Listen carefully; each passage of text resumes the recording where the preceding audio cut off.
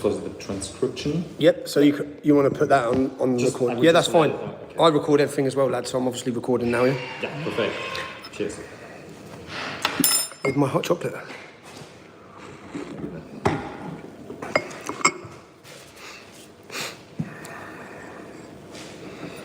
So before we start,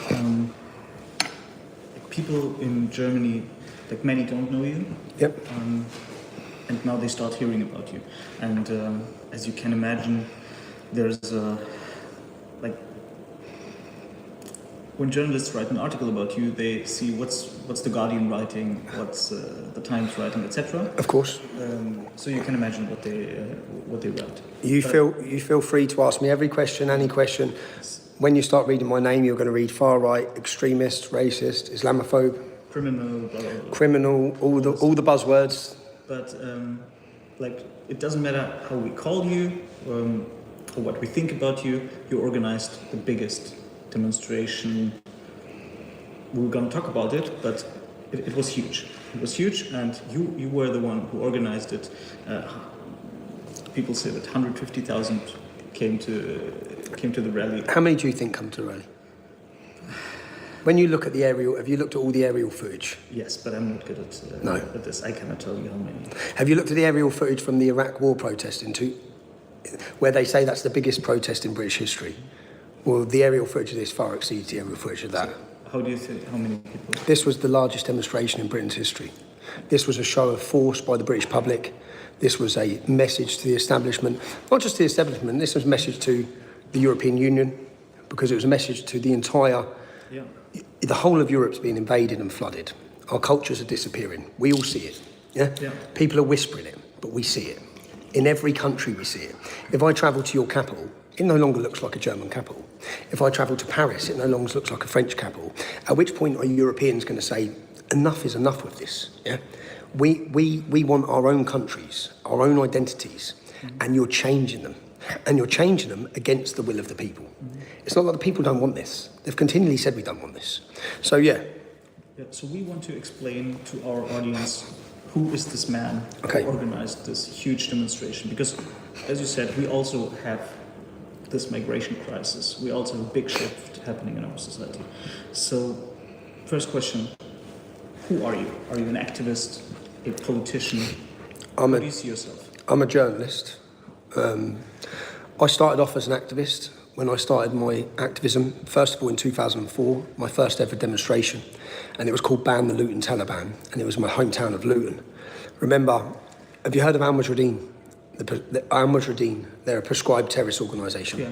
but they weren't prescribed, just like Hizb ut-Tahrir weren't prescribed. They weren't prescribed, and they were given free rein to radicalise and recruit in my hometown for 2 decades, yeah? And we as local Lutonians, as in just English people growing up in Luton, British people, we felt the backlash, the hostility, the violence, the rapes, the jihad. Luton was known as the epicentre for terrorist activity in Europe because of this. So we felt all of that. I held my first demonstration in 2004, and then I went on to hold my next demonstration has come in 2009, which was when, if you're using Google, you'd see we formed an organisation called the English Defence League. That was an organisation that wanted to highlight issues that were not allowed to be spoken about. So, and remember, the entire mainstream media knew that our daughters were being raped in town and cities, but they were all too scared to report on it. Politicians knew, police knew, everyone knew. So that is the power of political correctness. It would stop journalists, politicians, government organisations. It would stop them from protecting young girls from being raped because they were too worried about being called a racist. And for the politicians, they were too worried about upsetting their vote bank, their Islamic vote bank. They were constantly appeasing and bending their knees to an Islamic vote bank that they did not want to upset. So I started that in 2009. The English Defence League was a predominantly working class movement of young men who were not willing to back down any longer and who wanted issues that we saw, all of us saw, because I'd seen them my whole life in Luton. And when we set up this movement, we spread across the UK, and I realised that what I'd seen in Luton is replicated in every town and city. The same problems. The police bending their knee, the two-tier policing, the two-tier funding, the total cowardice and appeasement. Now, all the issues that I spoke about back then, and I saw, the whole world saw after October 7th, yeah? We all saw the way the police couldn't police their demonstrations, the way that they come down with iron fists on any patriotic demonstrations. We all saw it. But these were issues that people didn't really see. It was confined to towns like mine and rough areas like mine. So pretty much the politicians, or let's say Middle England, didn't really care. Because not that they didn't care, they just didn't understand it. Now the public understand it. So that's where I started my activism in 2009. By 2014, I then went into journalism and I realised, remember, you used to have to pick up on to get your message across and to speak to the public, you'd hold a demonstration, you'd have 5,000, 10,000 people, and you'd speak about these issues. Then the power of social media come. So by 2014, I realised that the power's not in talking to people on the street where your events can continually be hijacked and the media can paint and tarnish you in a certain way. We need to reach people sitting in their lounge. We need to show the people at home who don't live in towns like Luton what it's like. So, and we can do that by bypassing the lies of I know you're mainstream media, yeah? But the mainstream media just continually lie. In the UK, just every one of them lie. Yeah? You've seen 110,000 people. Just they're digging their own graves. Because as they lie like that, what they don't realise is an army of citizen journalists, an army of them, yeah, via TikTok, YouTube, X, are just mocking their representation of what happened on Saturday. So they can, and look, for example, Sky News had 12,000 people watching their live feed on Saturday. We had 2.8 million. So whilst they're lying to 12,000 people, we're just embarrassing them to 2.8 million. The monopoly of power that they held has gone. And it's great for us to be able to reach the public and the public finally hear who we are rather than the media say who we are. And the same's happening in your country. I know it is. I've seen the attacks on anyone that speaks out. For years. I remember going to the Pegida event in 2015 in East Germany. And to be honest, I felt embarrassed when I went there because we held an organisation called the English Defence League. We were pretty disruptive. Now, when I went to Pegida, I saw a very calm, more older community who were decent German citizens. And then I read the media. I read Angela Merkel talking about they have hatred in their hearts. I watched all of this. And I thought, well, no, I went there to see what those people were. And look at Dresden now. Look at the change in Dresden from 2015 to now. The rapes, the crime, the hostility from the new migrants. Look at what's happened. Pegida were right. They tried to warn people. Then we had the growth of the AFD, a political voice in your country against this. But this isn't unique to Germany. It's not unique to Britain. We're all feeling it as Europeans. I mean, there are definitely differences between your movement and what the AFD is doing. So could you explain what's your goal? Like when you organized this demonstration, was it against immigration? Was it against illegal immigration? Against legal immigration? Against Muslim immigration? Against political Islam? What is it about? So it was about mainly free speech, British culture and British identity. That's mainly. We had a meeting 2 years ago, and a group of us, to say that our culture's under attack, free speech is under attack, the rape of our women, all these issues. What can we agree on? And if we can change the culture, we will change the politics far quicker than setting up a political party. Yeah? Because the politicians will jump, yeah, as we're now seeing them do. You're going to see them do. After that event on Saturday, watch them all raid the patriotic wave. Watch them jump on board, yeah? They're all going to. They're going to have to, or they're gone, yeah? So we had that idea and that vision. Now, I'm strongly against Islamic immigration into our country. I believe that if we didn't have Islamic immigration, none of these debates would be being had. We wouldn't be having these discussions on mass immigration. We just wouldn't need to, yeah? But it's Islamic immigration that's come in. For example, if we didn't have Islamic immigration, we wouldn't have had jihad, we wouldn't have all the terrorist attacks. You've had probably 5 in the last, 18 months by Afghani migrants? You've had 5 terrorist attacks by Afghani migrants in the last 18 months, yeah? Why are any Afghanis being allowed into Germany after that? Why? Afghanis are 22 times more likely to rape in our country than any other. 22 times. Why are any Afghanis being allowed into Britain? It's insane. Even when you look at the conflict in Syria, you allowed 1 million young Syrians. Well, the war's over. The war's over. But the war's not in Syria anymore. The war's in Germany. Because whilst you've had 5 successful jihadist attacks in Germany, 5, maybe more, is it even? Probably more than 5, yeah? By Afghani migrants. Why you've had that many? How many of your security services stopped at the same time? It's like, if we didn't have security services and Britain didn't have security services, we'd have terror attacks every single month. Aeroplanes, shopping centres, schools, synagogues. We'd see straight away in Europe, we are in the middle of a war. And it's not us waging the war. It's a war being waged against us. Who's waging it? Islam. It is Islam. Now, you can talk about interpretations of Islam if anyone wants to go down that route. But this is, in the UK, we had 50 years of Islamic immigration into the UK. 50 years they've been coming in, yeah? In that 50 years, if we look at the 3 years of the ISIS stronghold in Syria, 4 times more Muslims joined ISIS in that 3-year period than have ever joined the British military. 4 times more. You had similar scenes coming from your country, yeah? You have similar Wahhabist, Salafist sects causing mayhem. I look at it, and do you know what? I went to Germany, and the problem is, what you've had as well is the same as what we've had. You've had NGO organisations and far-left movements funded by your government, supported by your government, same as us, supported by open border mass corporations in the United States like George Soros. I went to one of these, and you can watch the video. I went to Germany. I've been to Germany to assess the situation in Germany. And I went there, and there was a women's march. And what was the lady's name? Let me remember. You had a famous case of a girl who was raped and murdered. Was she a bit older?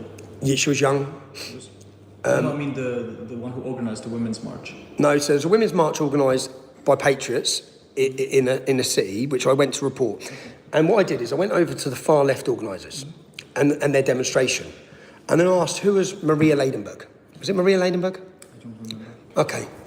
If I've remembered that right, you're a journalist. I don't want to insult you. You're a journalist for one of the major publications in your country. I believe that's one of the most famous rapes and murders by a refugee on a German girl. Yeah, you should remember her name. When was it? What year? Google quickly Maria Ladenburg. Google if I'm right on that name. That's me trying to remember it from 7 years ago. Put Maria Ladenburg rape.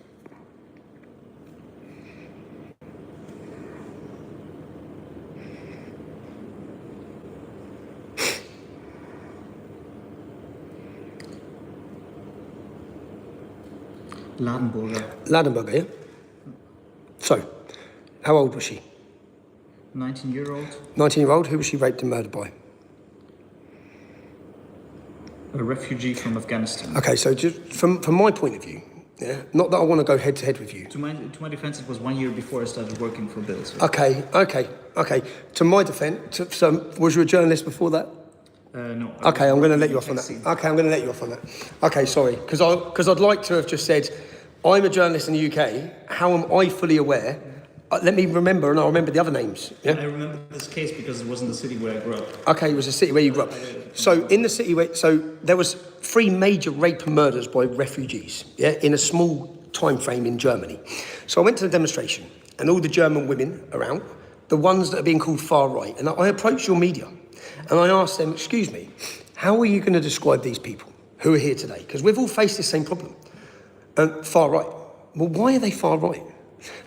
And I've pointed to old women. How are they far right, these women and families? And when I went over to the left wing, and what I did is, I went over to the far left, and the people who are there calling them fascists and attacking them. And I said to them, who's Maria Ladenburg? And they done what you just done. Yeah? I don't know. So I named all the girls that have been murdered. Who are they?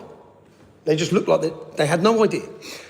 Okay, but they're fascists. And then I went over to the German patriotic march of women, yeah? And I asked them, who's Maria Ladenburg? Oh, she was murdered on this date by this man, this happened. Next one, every person there fully understood who those girls were, they knew their names, and they knew the murders. Whereas the people on this side had no idea. But these ones were attacking this lot, calling them fascist and racist. Whereas these people are the reality people who understand what's happening to Germany. And that's happening now, and obviously I look at what happened in Germany, I'm looking at what's happened. I went there again, and I approached the media and challenged the media on their lies. And your population have faced the same as our population. I'm going to be honest, I wasn't aware of too much about Bild. I've seen the publication a lot. You're the biggest in Germany, are you? You're the biggest in Germany. More conservative? Yeah, okay. So, but even the problem is that I don't want to comment or have a go at Bild, because conservative publications in the UK, they've all been part of the same problem. They've still been too weak to identify. I hope now that, what did Alice Weidel get, 21%? Yeah, around that. Your last election. I hope that inspires journalists to start actually thinking, we need to start representing fairly this group of people. This group of Germans who are sick to death. I looked at a story this morning of a young German girl who was 6, who is a minority in her school, who's being bullied for being German. What is going on? Where are the minority? If you reverse the roles, there's all protection given to other minorities if this would happen. But it's the same, we're seeing it across Europe. Well, in Germany, even the AfD, they don't speak as much about Islamic immigration. They're speaking about immigration in general. And can I ask you, how much of your immigration is non-Islamic? Truthfully. Well, we had a big wave of immigrants, obviously, from Ukraine. Okay. Are they causing a big problem? Are they raping everyone? Are they murdering? Are they blowing anything up? No. No. Okay. They're not. But you're openly speaking about Islam for many years now. Yeah. But I understand why politicians don't want to talk about Islam, because it's dangerous, yeah? But what they're doing is they're blaming everyone else for a problem that comes from Islamic immigration. That's how I see it. That's the reality in this country. As I said, take Islam out of the equation, yeah? If you just had immigration and you got rid of all the Syrian and the Afghani, the Pakistani, let's get rid of all of it out of Germany. Do you think there'd be a hoo-ha about Ukrainian immigration? But what would you do? I mean, even if you would stop Islamic immigration right now, how many Muslims live in the UK? 4 or 5 million. What would you do? Well, every illegal immigration, they need to, if you're here illegally, they need to go, okay? Because of the burden on everything. But if you're here illegally and you've come here illegally, we need them to stop coming. Like Donald Trump has successfully, like that, turned the tap off. He turned the tap off like that. It's not hard for us to do. It's not hard for any European country to do. The truth is there's not a will to do it and there's not a want to do it. And they're not trying to do it. Now, I'm sure is it Social Democrats? What's the other parties in Germany? Who do the migrant population vote for per se in Germany? It's difficult to say. Usually we don't have polls like this. Don't you? No. Purposely don't have polls like this? I think we know that the ruling party that's allowing them into your country in mass numbers is who they're voting for. Same as in this country. Well, it was all parties, actually. Old parties who have now been destroyed because of the rise of the AfD. Like Angela Merkel, I remember going to Germany in 2015, I gave a speech, and what I said is, many Germans now suffer from the guilt of Adolf Hitler. And I don't think they should, yeah? But they suffer from the guilt of Adolf Hitler. Well, your next generation of Germans are going to suffer in the guilt of Angela Merkel. Because you're going to look at what you had, and we're going to look at Europe, and that woman is single-handedly responsible, pretty much, for the destruction of all of it. Well, why is she single-handedly? I mean, she's not a dictator. She was elected by the Germans. Yeah, by huge numbers. She was elected, but did they put it to a vote on how many people wanted to allow 1 million undocumented migrants into the country? Was there a democratic process for allowing a mass open border? Least of all, when Angela Merkel, you're part of the European Union with the Schengen zone. So when Angela Merkel makes that decision, that's not just for Germany, is it? When she allows 1 million young Syrians into Germany, they don't stay in Germany, do they? They don't have to, do they? They can go across any of the borders. So she made a decision based on what she wanted to do. It was never put to a vote or a democratic process of the public. Direct democracy. Not this specific decision. No, but it's still, there were 2 elections afterwards. In 2017, she was re-elected, and in 2021, the Social Democrats. And in that 8-year period, the public got to see the destruction caused by her decisions, the reality of her decisions, and now you have a growing AfD. Well, exactly. Now we have it. But now you have it because the public can see what it was. So German population, I remember watching it as they're holding their signs up saying refugees welcome, and I just thought you're so naive. And the reason why I thought they're so naive is because I've grown up in Luton, which is a town dominated by Islamic community. So I know what that's going to be like for you. So all of us, like us, we knew what was coming to Germany. As I said, 5, 6 Afghani terrorist attacks in 18 months. Well, we could have told you that. In fact, many people did try to tell the German population, the German media, the German government that. They were called far-right racist extremists and they were crushed, just like they were in this country. Only problem is now, those people that were crushed, the public can now look and think, well, they were telling the truth. So we had Peter Bryson travel to the UK this weekend, which we were very grateful for him to come. I think the AfD, we would love at our next event, Alice Weidel to come and speak to what will be even bigger than that last event. I think London has now been chosen as the battleground for these ideas. Ideas of free speech, ideas of ending this mass immigration that's still going on now.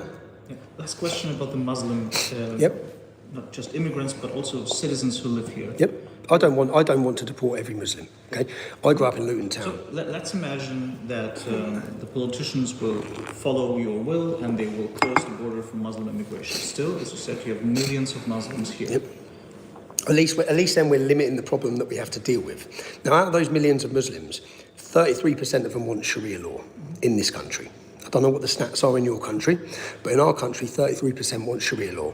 That's 33% that need to leave. If you want to Even if they have British citizenship. If they have British citizenship and they wish to overthrow democracy, they have dual nationality. The majority of them have Pakistani passports and British passports. But if you want to come here, you want to overthrow the democracy and replace it with Islamic supremacy, which is going to subjugate against all non-Muslims, our mothers, our daughters. We don't want you here. We're at a breaking point now where you can't allow this to grow and grow and grow. We can't allow Hizb to here. You have them in Germany. You have, we have all these different, the Muslim Brotherhood. Why are they in our countries? How have our governments not prescribed and dealt with these problems? How? How have they been allowed to grow? That is the weakness of Western political politicians, the cowardice of them. Because in most United Arab Emirates or Islamic countries, they know how to stop these groups. We haven't stopped them. We've actually aided, we've supported them. Our governments have supported them. They bend their knees to them. And they actually empower them. So if you want a moderate Islamic community, you don't empower the jihadists. That's what we've been doing. So you have been an activist, a journalist for so many years. And now you're in your, let's say, highest. Did you? So at least I'm recognised by German press as a journalist, eh? Well, usually you call yourself a journalist, but usually journalists don't organise mass rallies. Usually we don't do that. Because journalists can't organise mass rallies. We don't even organise small rallies. But yeah. So you just organised a huge rally. The whole world is basically speaking about it. It was like in the New York Times and the Wall Street Journal. I'm very grateful to the British public who have brought this issue, because you see, I could have organised that rally, and if no one turned up, no one in the world would be talking about it. So the British public have put a spotlight on this issue for the globe to see. I'm sitting here so grateful. As I said, I've only just picked myself up this morning because I felt so deflated. I felt so exhausted from that week. I was exhausted, man. I was so shattered. I couldn't even smile for the last 3 days. I got up this morning, got in the gym, and I'm back. So, but what happened that hundreds of thousands of people... Millions. Or millions. Millions. But even if it were just 100,000, it's still a big number. Yeah, but it wasn't. It was millions. Let's address it the way it was. It's the largest demonstration in British history. What happened to get us to that point? Yeah. So how come suddenly all those people who were maybe silent or afraid to support you or afraid to go to demonstrations in general show up in the centre of London? A lot of things have played their part in that. There's been a process that's got the public to that point. The riots after Southport, the way the government dealt with it, the weaponisation of the judiciary, which the whole country watched as women, mothers, grandfathers were locked in prison, were fed to the wolves. Peter Lynch was murdered. I don't know if you're aware of that. He had to kill it. He killed himself because he was so scared. He was a grandfather. No criminal offence, really. No violence. Lucy Connolly made a statement on Twitter. She received 31 months in jail. My imprisonment for my last documentary, if you watched it, called Silenced, that had 167 million views. So the whole 167 million views. So the whole public knew I made a documentary. I'm a journalist. It was 100% factual. All the evidence was there, and the courts were used to crush me. Yeah, they bankrupt me. They hit me for £1.5 million. They weaponised everything. Now, when people see that, they then know that there is corruption to the highest level. The judiciary is not a just system. It's not a justice system. It's a legal system that when they want to, they will crush you. And it was used not just to crush me, because people saw it was used to crush Lucy Connolly, it was used to crush Peter Lynch. It was weaponised in order to put fear into the entire British population to shut up. Basically, it doesn't matter if your little girls are getting butchered in the street. It doesn't matter if there's terrorist attacks. It doesn't matter if women are being raped in every town and city. We're continuing to flood this country, and you're going to shut up. That was the government's position, you know? And they've carried on with this position now, which is why they keep adding to our numbers. They're just so thick.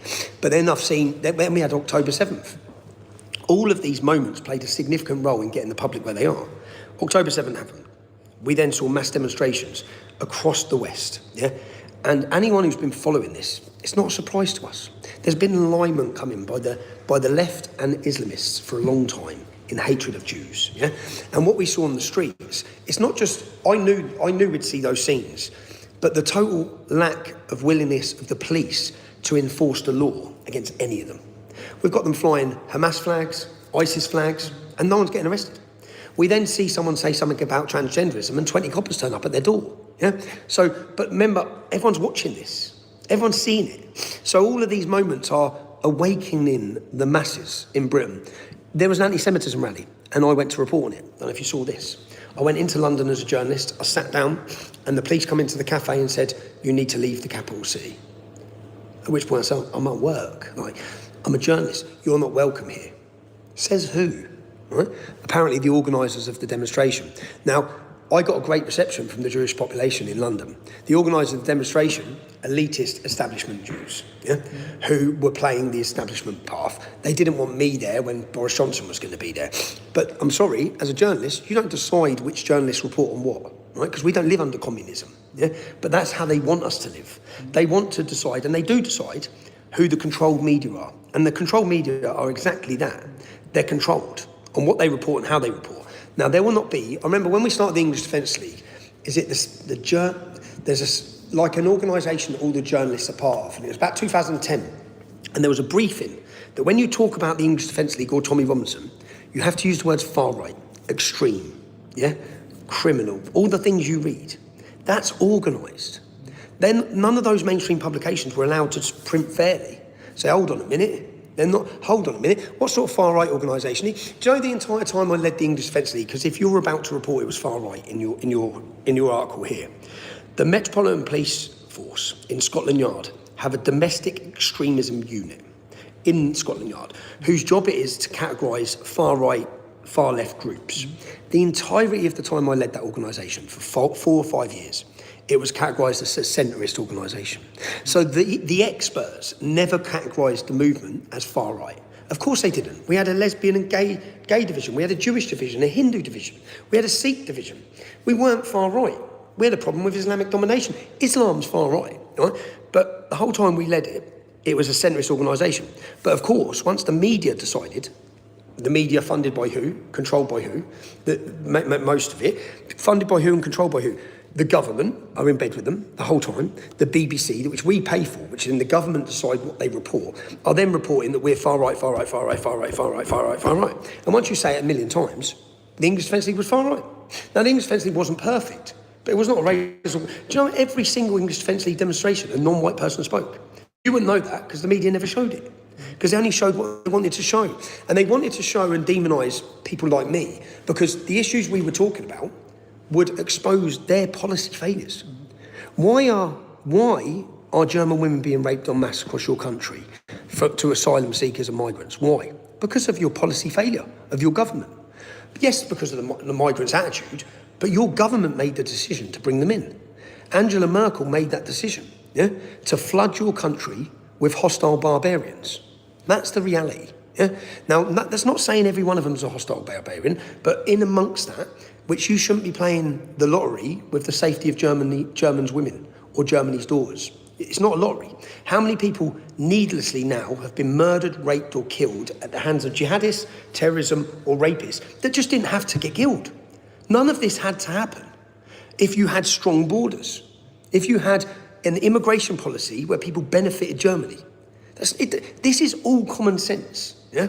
But we had an era where no one was allowed to speak common sense, where you were attacked if you spoke common sense. What this Saturday just showed you in Britain, that era's over for Britain. It's gone. Okay, so what's coming next? What are your next plans? More mass rallies? Our next plan is, we had Unite the Kingdom, which was about bringing Britain together. Our next plan will be Unite the Kingdom, Unite the West. What we're experiencing, the attack on culture and identity, the flooding of our nations, it's only Western nations. It's an attack on the West. They're destroying our communities. We're supposed to just sit and watch our communities crumble at the hands of mass immigration. Uncontrolled mass immigration is destroying our country. It's destroying the safety of our women and our children. And what's happened is there was fear in this country, and people were rightfully scared because you did lose your job. You were attacked by the media, but you see the labels. The media still don't get it. They're trying to attack now certain celebrities that attended our event. You know, it's not going to work. Right? They're not going to get cancelled now. Do you know? Even though I've joined a new app called Minect in the United States, which is Patrick Bet-David, and they couldn't believe what happened when I joined. The Times newspaper done a big hate campaign, and they managed to get Meta to ban Minect from advertising for 4 years.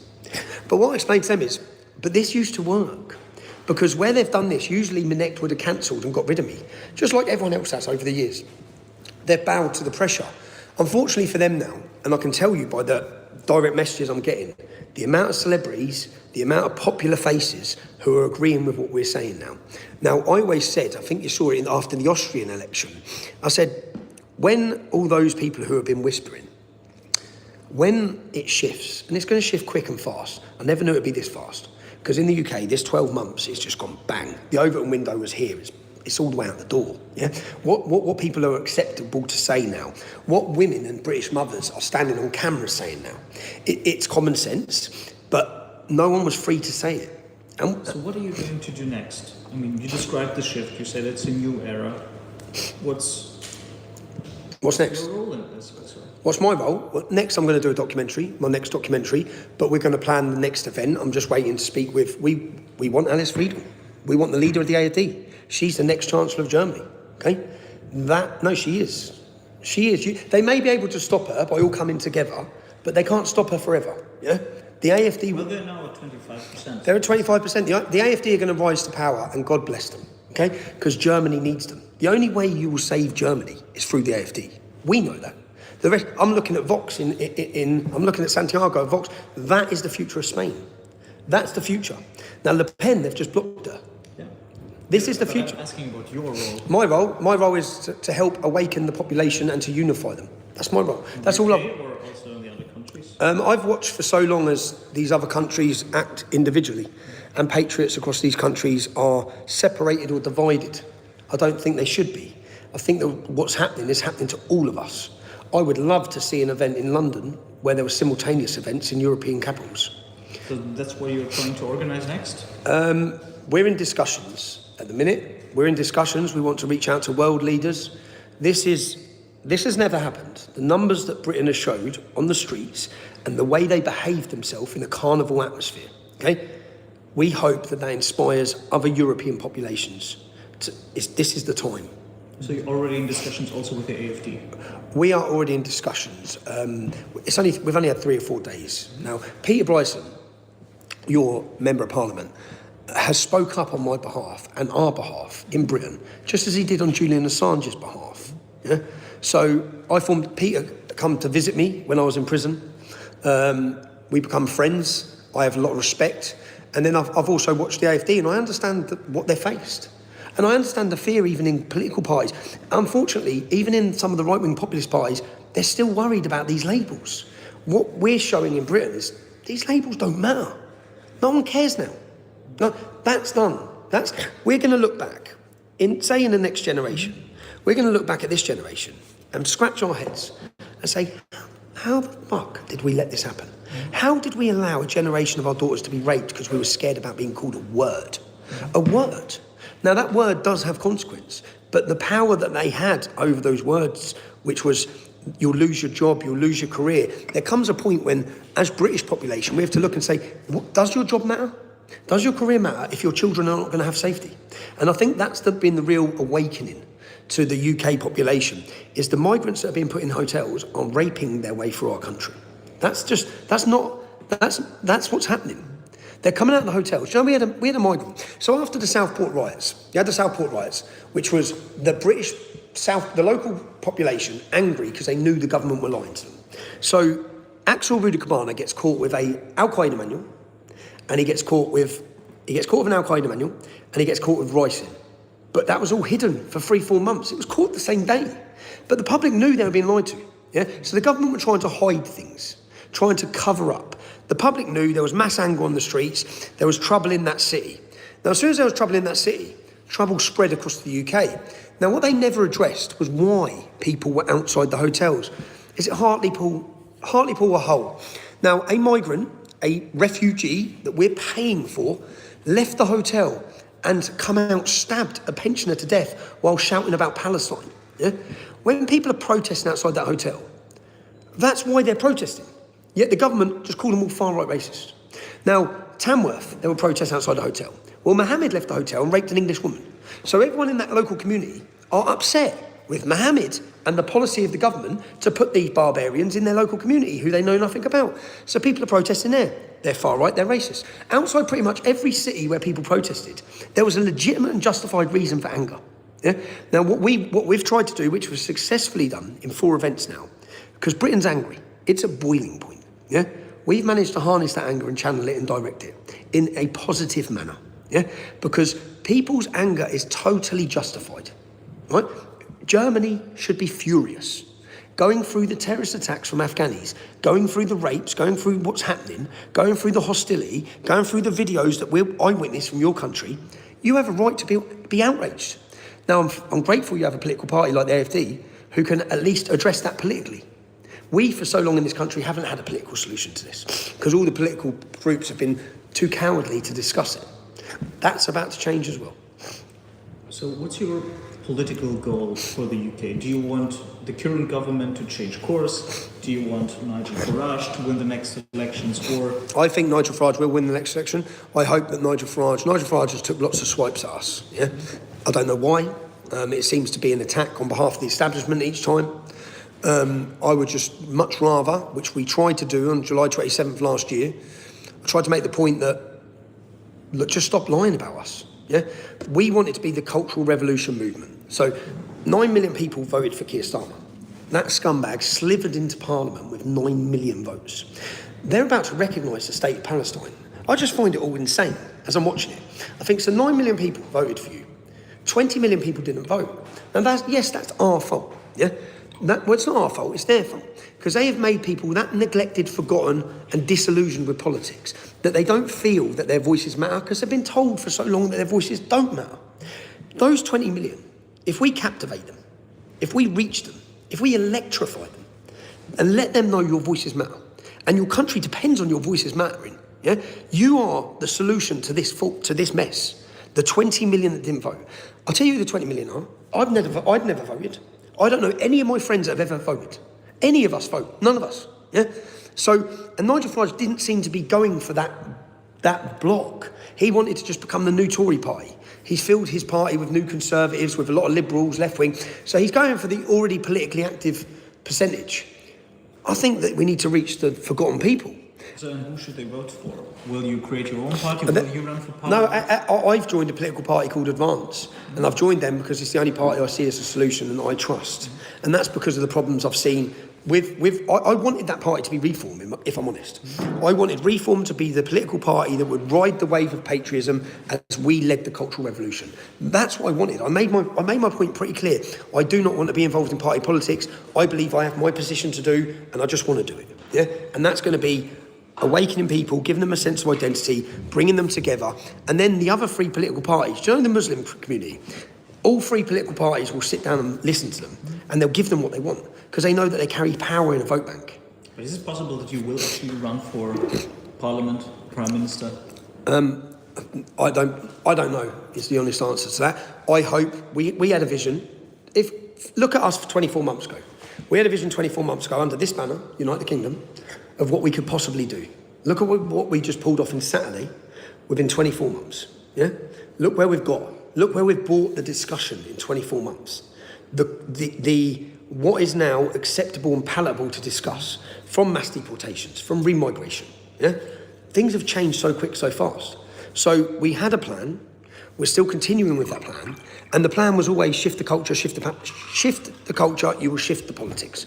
We're watching that happen. As you said with the AfD at 25%, I think Reform are top in the polls. I don't think Reform... The problem I saw with Reform, which again, I hope they see the error of their ways. I hope all political parties, I believe the Conservatives, I'm listening to Robert Jenrick, I'm listening to what a lot of the Conservative politicians are now saying. It's unthinkable of what they're saying. Because they're in power for 14 years. I've got them all standing there. I've got Keir Starmer hanging Union Jack Bunting in his office. It's like, are you taking the piss? You hate this country. They hate us.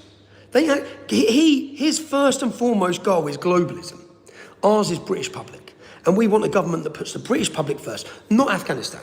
I'm sure the German population would rather their government cared about the German people, rather than worrying about the fucking Syrians, because that's what they cared more for, because they wouldn't have imported 1 million of them.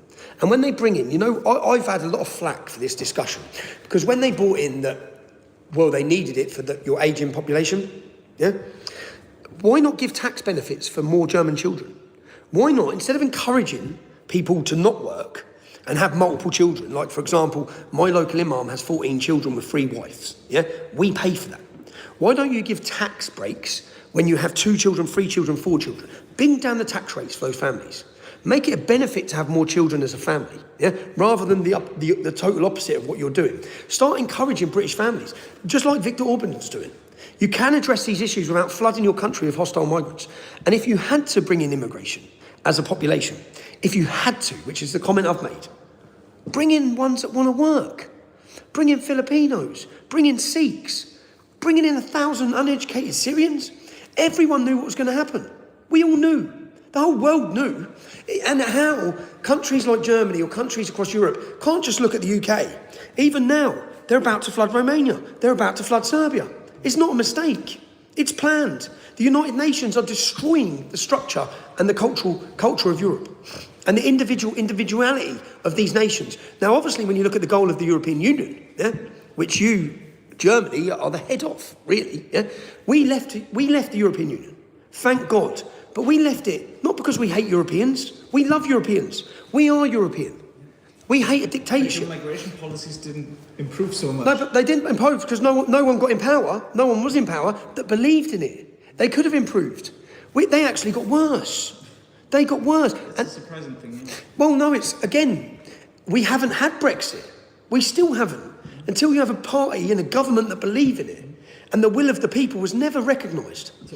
I listened to your speech, and you spoke about a revolution. Yep. What exactly do you mean by a revolution? I don't mean a violent revolution. I mean a revolution. Do you mean a revolution at all? Because you just spoke about making people vote. That's not a revolution. It is if 20 million of them vote next week. It is if by the next election we manage to get 20 million people politically active. Revolution usually means overthrowing a system. That will help. Well, getting the people that are disillusioned, involved in politics, will overthrow the system because the system is stacked against us, and we feel that we don't matter. What Saturday was about to show the population, no, you do matter. Yeah, let the world hear your voice, and the world has heard your voice. It's why you've travelled here from Germany. It's why I've got Japanese, Australian, the whole world's media are contacting, because the public let the world know your voice matters. Now, if they understand that their voice matters politically, because what we hopefully do is politicise a generation. We're not political. We're not. From our background, we're not. No one cares about politics, usually because they're not poor enough or rich enough for it to make any difference. But when you see the destruction of your nation done by 9 million votes, Keir Starmer, 9 million votes, look at what he's doing to our country. We need change. So you need, and I talk about cultural revolution, a revolution where people were ashamed to be British. We want the next generation to be excited, proud, celebration of their identity. The best country in the world, the best flag in the world, the best history in the world. The world that we built the world. Yeah. What's your best case? What's your worst case for Britain? Well, worst case is we're gonna see mass conflict at the hands of Islamic. 6% of this country is Islamic. 6%. What do you think? Just asking, because we have 40,000 jihadists on the terror watch list. 40,000. So say, let's quadruple that number. 6% becomes 24%. Yeah? Which it will. The demographic replacement figures of mass immigration and birth rate show that's going to happen. So it's just a numbers game. And we need to address the numbers game. Our politicians, and same as your party, they prepare for 4 years. You're thinking of 4 years' time. The Islamic community are thinking of 100 years. And they've been thinking for 1,400 years. They're closer now to toppling Europe than they've ever been, yeah? As in Islam and dominance and the supremacy. So if we get to 24% and we just take the numbers now, That means we have 160,000 jihadists on the terror watch list. How do we cover that? You can't. Then we're in war, just like Lebanon, just like Iran, just like any other. There's 45 countries that have turned to civil conflict that have allowed Muslims to come in as a minority, give them all their minority rights, and then they overthrow the country. There's not one successful country. I say to people, show me the successful nation where Islam comes as a minority. Show me it throughout history. What, Turkey, Afghanistan, Iraq? We're all Christian nations. Syria, all of them were Christian nations. Now, we're not prepared to allow that in Britain anymore. We've been weakened, we've been silenced, we've been scared. Yeah? As many of you are in Germany, because I guarantee you, if the majority of people could speak freely, they know Islam's the problem. They're just scared to say it. They're scared to say it because of the radical, violent Islamic community you have in your country. They'll face death, they'll face murder, they'll face attack. Yeah? If your politicians come out strongly against Islam, saying the truth, they'd have to live in a bunker like Geert Wilders does. That's the reality. So many of the people don't. Nigel Farage probably quite likes living his normal life, so he's not going to condemn Islam. Everyone knows we're right. Everyone knows we're right. So if people are honest, Islam's the problem. We need to minimise it. That doesn't mean deport every Muslim, because there's some great Muslims, yeah? But those Muslims that are great, they're not great because they're following the teachings of Islam. They're just nice people. They're cultural Muslims who are ignoring the hatred within Islam. So to have a real conversation, and anyone can look what's happening in Europe. Why are the AfD on 25%? Why? Just why? Because the German population can see, and the time is now. Because we're never going to get that time again. And the time for unity is now. And whilst we've left the Europe... So what's the best case? What's the best case? That we see the AfD rise to power, Vox rise to power, and those political parties that rise to power in Europe come together with the American government, because they understand borders are needed, and all of these groups align worldwide. And the patriots in Germany align with the British patriots. We look for our common ground rather than what we disagree on. The reason why there were all those people on the streets of London, now some were from Wales, some from Northern Ireland, some from the Republic of Ireland, some were from Scotland, and the many from England, the majority from England. Why were they there? They were there because they love their country. They were there because they love their culture. We're a Christian country. Europe is Christian. We need to understand where we come from. What built Europe? What built Britain? What built us? Our Christian belief. We need to look at the things that bring us together as patriots and align those patriotic parties together and awaken, and through unity give courage and strength and inspiration that this is the time, Europe. This is the moment. This ain't coming again. If we want to save Britain, we are running out of time. We're running out of time. But I think that what I'm very happy about is that the British population have just brought this to a head. I'm so happy because they've made this a worldwide talking issue. True. And do you know what? In a peaceful way. So all the things that's said about us, think about it. Read the headlines. Hooligans, thugs, fascists, extremists. Did you watch our event? Did you actually watch the speeches, the celebration, the singers? There were some articles that also policemen were hurt. Yeah, but 25 arrests. What they don't tell you is only 9 of them were from our event, which means the majority of arrests come from the government-supported event. Do you know what they were chanting at the government-supported event? Charlie's in a box, Charlie's in a box. Now, where's the media headlines on that? Where's the media headlines that Diane Abbott, a lead figure of our government, was at an event where they were chanting about the death of an innocent dad who was just assassinated? Where's the headlines? This is why people despise the media. Yeah? All the media attacking police officers injured, with the majority of arrests were from that group. Now, if you brought millions of people to the capital city and there were 9 arrests, the Notting Hill Carnival saw 600 arrests, I think. Rapes, shootings, stabbings. Do you know what the government came out and said? It was a great cultural day. That it was a celebration of diversity. The majority of people acted really well. They do the total opposite with us. Oh, violent fascists. It's like 25 arrests, really? 9 of them were from our group. 9 arrests out of millions of people. The majority of those people were the best of Britain. So it's comical, really. But where do we go from here? As I said, you're heading back to Germany. We would love the future Chancellor of Germany to come and address the British population and talk about unity. We want to unify with Germans. We want to be with German patriots. the British, and I think if you can unify all these European countries together, because all of us are losing our countries. Now, the political parties obviously are doing their thing, but I think that celebrations of identity, we're all losing our identity. We're all losing it. And that's purposely done, because the European Union's goal is what? To destroy the nation state, get rid of your identity, flood it with mass immigration, we all become weak, we don't know who we are, and then you become one big European state. Well, you can imagine what happens in the media if Alice Weidel actually comes here and will be maybe on stage with you. But what, yeah? Many German outlets will write, you're a hooligan, you're a criminal. What would you say to that? Because you have a criminal record. I'd say no one cares what those German media outlets say anymore. They do not hold the power. That's the thing. Those times are gone. No one cares. No one cares anymore.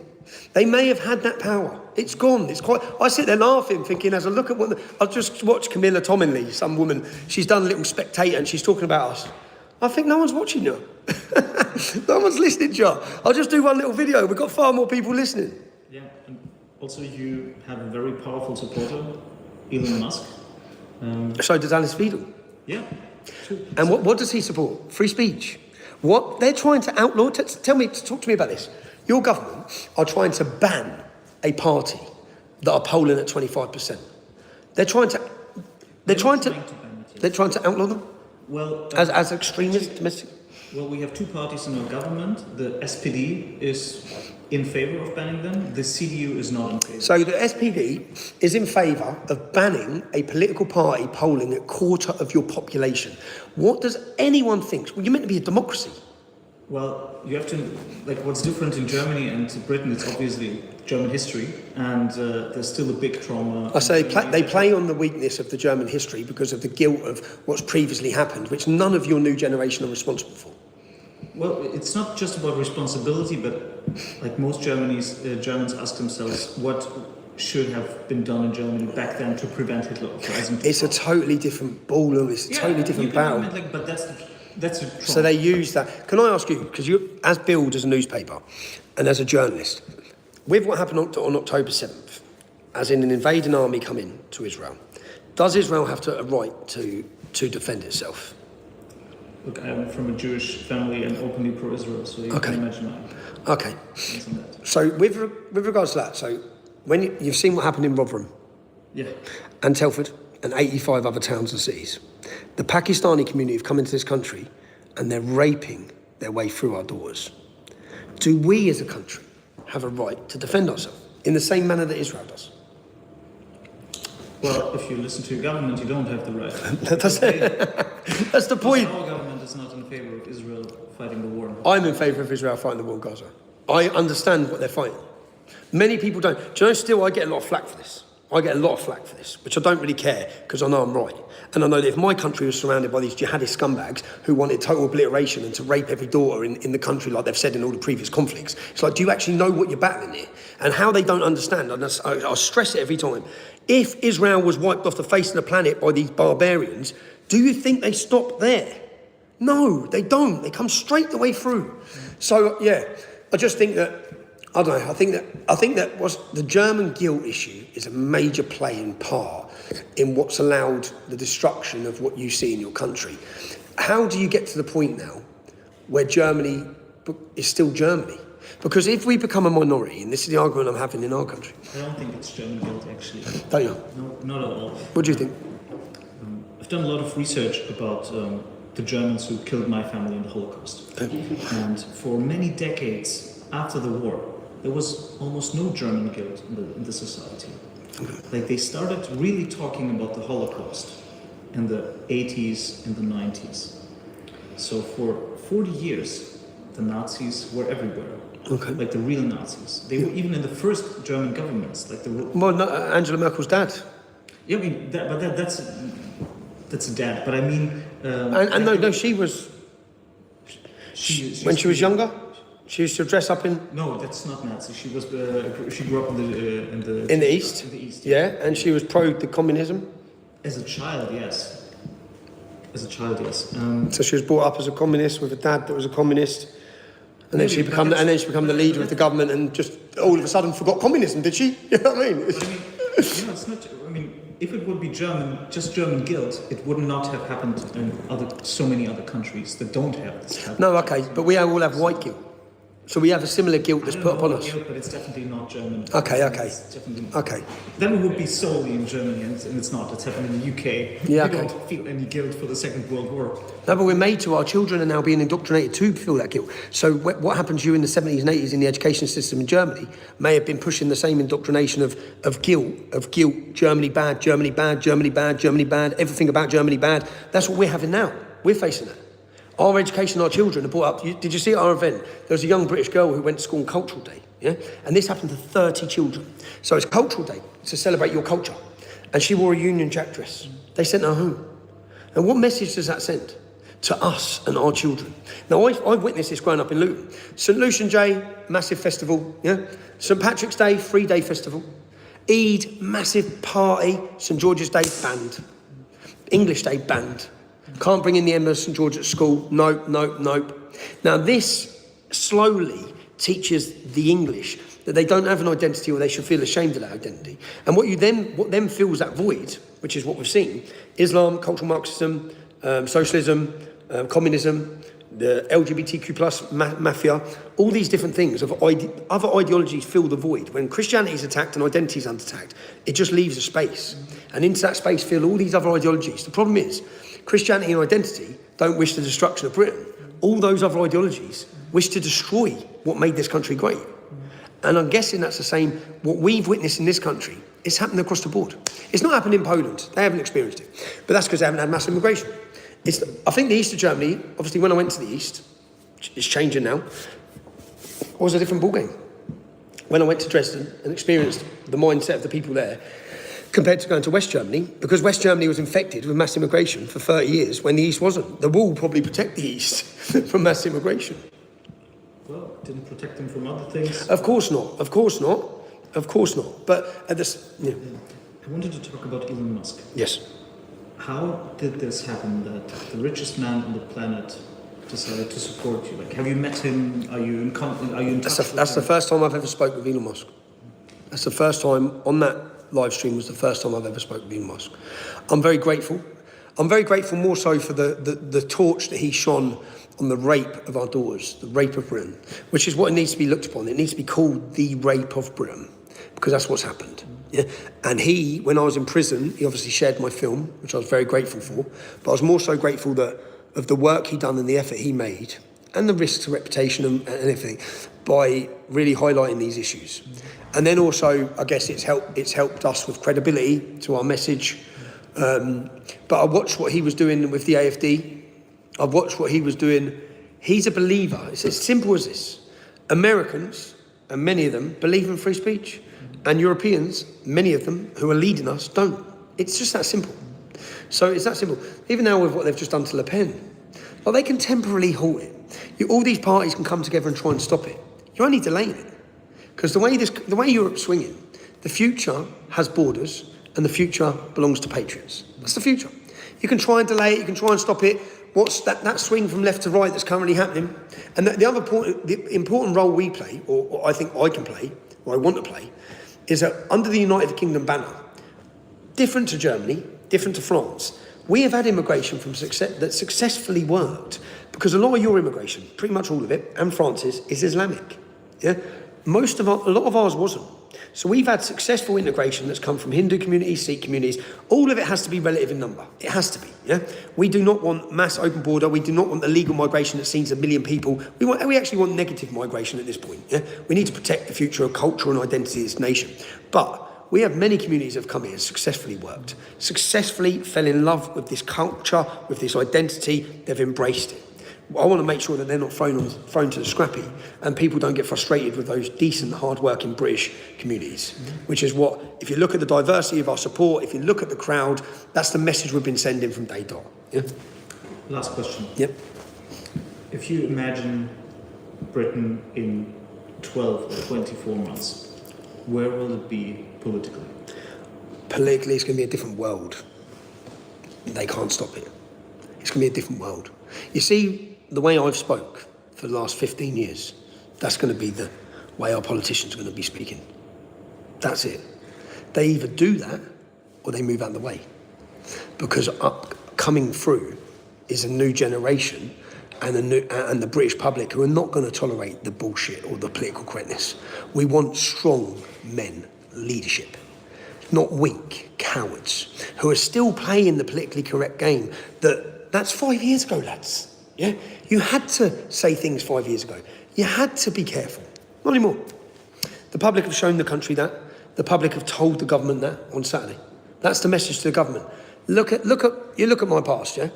Which they like to, the majority of my case and all the negativity comes from lawfare. I've faced a relentless campaign of lawfare. Imprisonment, my last sentence was for making a film. The sentence before that was for journalism. I got 13 months and now I've got 11 months for asking Pakistani rapists how they feel about their verdict. That's it, yeah? So, but the public watch all of this. They see it all. They see everything. There was also one case about the Syrian refugee. Well, have you watched the film?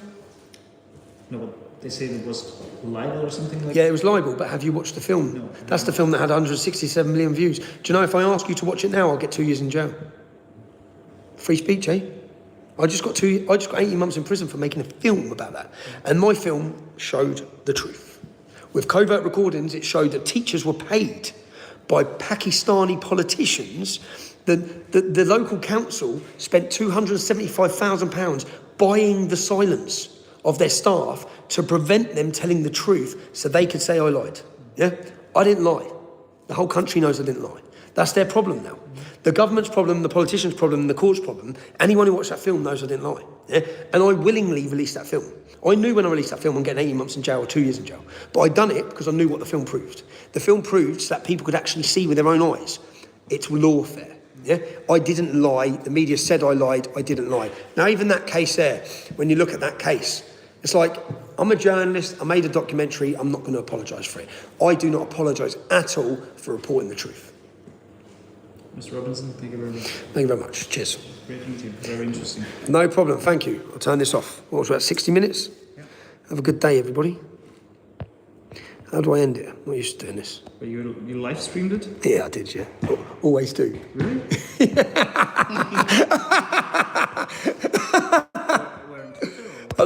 You're live on YouTube, look. You know what? You're just sitting down with media, and then I can have... So now, the good thing is, there's 60 minutes there where my audience have seen the conversation. So when your article comes out... Couldn't you upload it a little bit later? But this ain't going to Germany. This is a British audience. But the point being, I have to do this. Because when your article... You understand why, yeah? I'll protect myself. I expected that you would record it, but not that you would live stream it. No, but I didn't used to be able to live stream it because I'm back on YouTube, so I'm excited. It's planned for the big Sunday edition of the paper, so we have like 2 or 3 pages for you. Okay. But that's a British audience anyway. So, and it will be. But then when we get to... And then people can see what the media write. And we see if actually, can we trust Bild in Germany? Maybe we're about to see something that we've never seen before, guys. Maybe we're about to see an actual interview that actually just says it exactly how I said it. Because usually, do you know some of the stories I've had? So I put a camera over there and I recorded. And I sat down with Sky News. You've got to watch this story. And I sat down with Sky News, and when I'm talking to them, I'm talking to them about, I said, listen, there was a film that came out in Holland called Loverboy in 2007. And the film, they wanted to play it was about Moroccans grooming young Dutch girls. And they wanted to play it in the education system in the UK, but they banned it because it was racist. Now, what I said at that point was, they said it installed fear.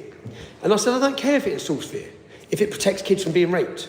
Now, when it comes to the interview being shown on TV, they put a voiceover in, so they took out the context, and they said that I had asked, he says, I asked Tommy Robinson, what's your opinion of the fact that you install fear in Muslims? And then they just cut me saying, I don't care if I install fear, if it installs fear.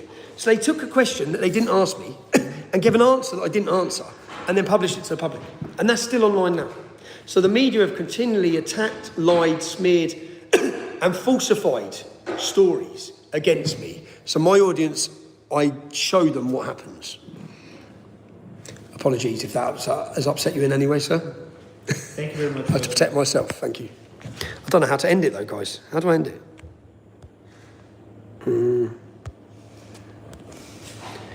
Are you sure you want to stop?